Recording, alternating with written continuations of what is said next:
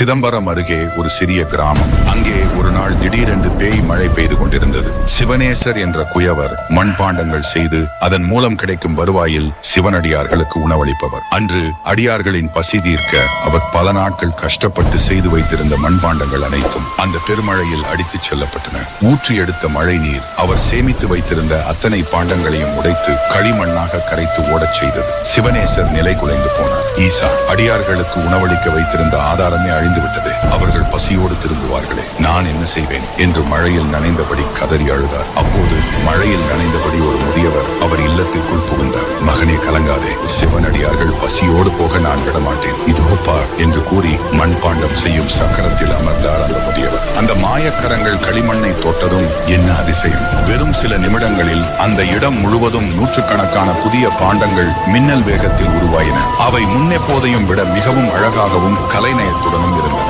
மழை நின்றதும் ஊர் மக்கள் ஓடி வந்தனர். என்ன அதிசயம் இது! இவ்வளவு அழகான பாண்டங்களா என்று வியந்து அவற்றை போட்டி போட்டுக் கொண்டு அதிக விலைக்கு வாங்கினர். அடியார்களின் பசி தீர்க்க தேவையானதை விட பல மடங்கு செல்வம் சிவனேசரிடம் சேர்ந்தது. மகிழ்ச்சியில் சிவனேசர் அந்த முதியவருக்கு நன்றி சொல்ல திரும்பிய போது அங்கே எவரும் இல்லை. சட்டென வானில் ஒரு பேரொளி தோன்றியது. ரிஷப வாகனத்தில் பார்வதி தேவியுடன் ஈசன் காட்சி தந்தார். உன் தூய்மையான அன்புக்காக மழையில் அடித்துச் செல்லப்பட்ட உன் உழைப்பை நானே ஈடுகட்ட வந்தேன் என அந்த ஆகாயத்தில் அசரீரி அகிலத்தை ஆள்பவன் தனக்காக மண்பாண்டம் செய்ததை எண்ணி சிவனேசர் கண்ணீர் மல்க தரையில் விழுந்து வணங்கினார். உழைப்பும் நேர்மையும் உண்மையாக இருந்தால் நீங்கள் இழந்ததை விட 1000 மடங்கு உயர்வானதை அந்த ஈசன் உங்களுக்கு தருவார். ஓம் நம சிவாய என கமெண்ட் செய்து மறக்காம லைக் அண்ட் சப்ஸ்கிரைப் பண்ணிக்கோ.